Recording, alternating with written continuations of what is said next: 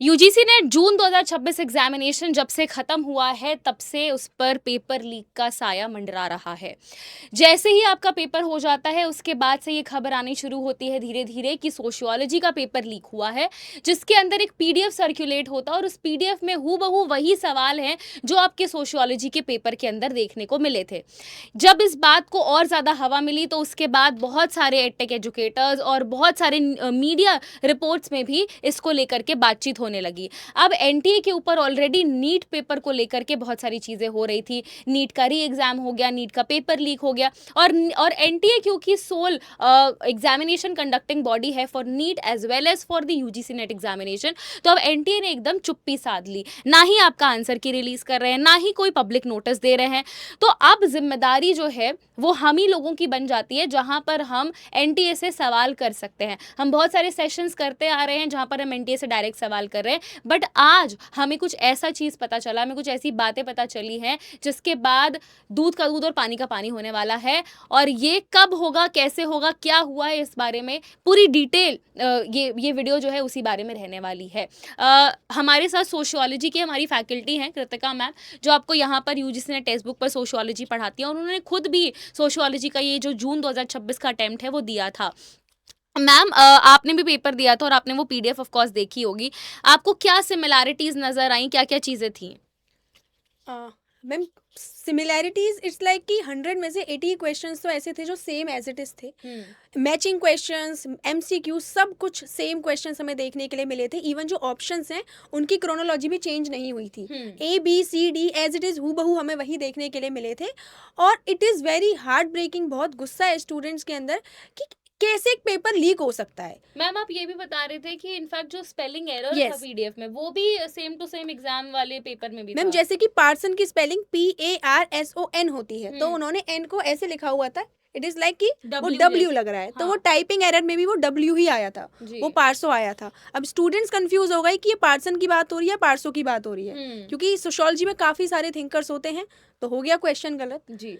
अब बात क्या हुई है, क्या पूरा मुद्दा है, हम क्यों कह रहे हैं कि पेपर लीक पर एक बहुत बड़ा अपडेट आ रहा है, ये आपको बताएंगे करण सर, क्योंकि I think nobody can brief you about all these better than Karan sir. Karan sir, देखिए, दिल्ली हाई कोर्ट में एक पिटीशन फाइल हुई है। इन्फॉर्मेशन अभी अभी हमारे पास आ रही है इसके बारे में। पहले ही मैं बता दूं, इन्फॉर्मेशन आपकी जो ऑर्डर है आपका वो अभी आपका आ जाएगा कि जज साहब के पास पिटीशन फाइल हुआ है और एग्जैक्टली ऑर्डर में क्या लिखा हुआ है। लेकिन जो आपका आ रहा है वो ये आ रहा है कि आपका पिटीशन सोशियोलॉजी पेपर के लिए ही फाइल हुआ है, कि सोशियोलॉजी का जो पेपर है आपके एग्ज़ाम से 10 घंटे पहले आपका ऑलरेडी ऑनलाइन अवेलेबल था और आपका पेपर लीक हो चुका है। अब देखिए, आपका हाई कोर्ट के अंदर क्या होता है कि आपका एडवांस नोटिस सर्व करवाया जाता है। तो आपका एनटीए जो बॉडी है उसको एडवांस नोटिस गया, एनटीए कोर्ट के सामने पेश भी हुआ है और उसके अंदर एनटीए ने टाइम मांगा कि हमें रिप्लाई फाइल करने का टाइम चाहिए इसके अंदर। और जो आपकी नेक्स्ट डेट ऑफ हियरिंग इस केस के अंदर होगी वो आपकी नेक्स्ट थर्सडे है, जो कि आपका 30th ऑफ जुलाई आपका लगभग रहेगा। तो उस 30th ऑफ जुलाई तक आपका एनटीए रिप्लाई फाइल करेगा। उसके बाद रिप्लाई फाइल करने के बाद हाई कोर्ट जो है आपके आर्ग्यूमेंट सुनेगी। अच्छा, बात ये भी की जा रही है कि आपका पेपर दोबारा से कंडक्ट कराया जाए, लेकिन वो आपका पिटीशन का प्रेयर क्लॉज है, अभी हाई कोर्ट ने कुछ डिसाइड नहीं किया है। सिर्फ पिटीशन फाइल हुआ है, नेक्स्ट डेट आपकी 30 तारीख की है और एनटीए ने आपका रिप्लाई फाइल करने का टाइम मांगा है। अब देखिए, इस जो प्रोसीडिंग्स आपकी हो रही है हाई कोर्ट के अंदर, उसको आपको बहुत क्लोजली ऑब्जर्व करना पड़ेगा, क्योंकि आपके ऊपर क्या इम्पैक्ट आता है क्या नहीं आता वो जब तक ऑब्जर्व नहीं करोगे तब तक वो इम्पैक्ट आपको पता नहीं लगेगा।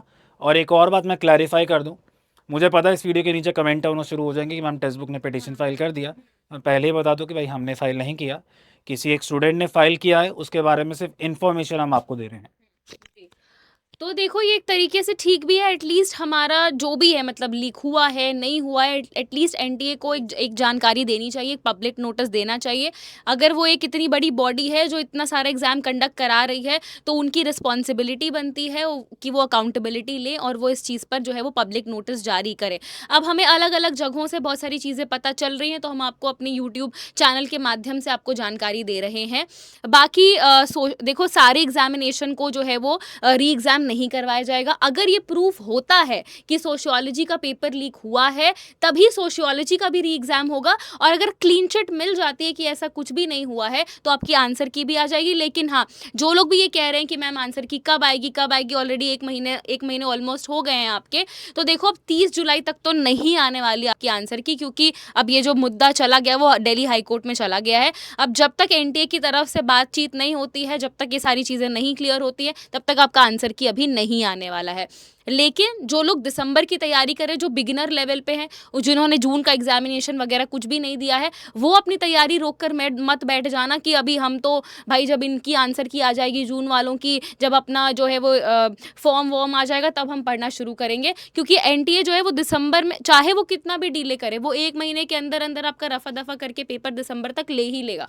तो आपका ये जो टाइम है ना, ये क्रूशल टाइम है, इसको बर्बाद मत करो। बिगिनर लेवल पर हो या फिर अगर आपने बस ऐसे ही पेपर दिया था चेक करने के लिए कि एग्ज़ाम कैसा आता है, तो प्लीज़ अपनी तैयारी अभी से शुरू कर दो। टाइम वेस्ट करने का बिल्कुल भी आपके पास में मौका नहीं है, और करना भी नहीं चाहिए आपको as a student. Ma'am right sir, मैं ये चाहती हूँ बस कि सिर्फ एग्ज़ाम लीक को ना देखा जाए, और भी बहुत सारे मुद्दे हैं सोशियोलॉजी के पेपर से रिलेटेड, वो भी देखे जाएं। तो सारी चीज़ों के लिए इन्वेस्टिगेशन होनी चाहिए, एंड सोशियोलॉजी के स्टूडेंट्स के फेवर में ही यहाँ पर कोई भी जवाब आना चाहिए। देखिए बहुत सारे बच्चे हैं, आपका जो एग्ज़ाम है अफेक्टेड ऑफ कोर्स हो सकता है, साइकिल डिस्टर्ब हुई, आंसर की कब आएगी कब नहीं आएगी उसमें थोड़ा सा देखिए वेट करना पड़ेगा।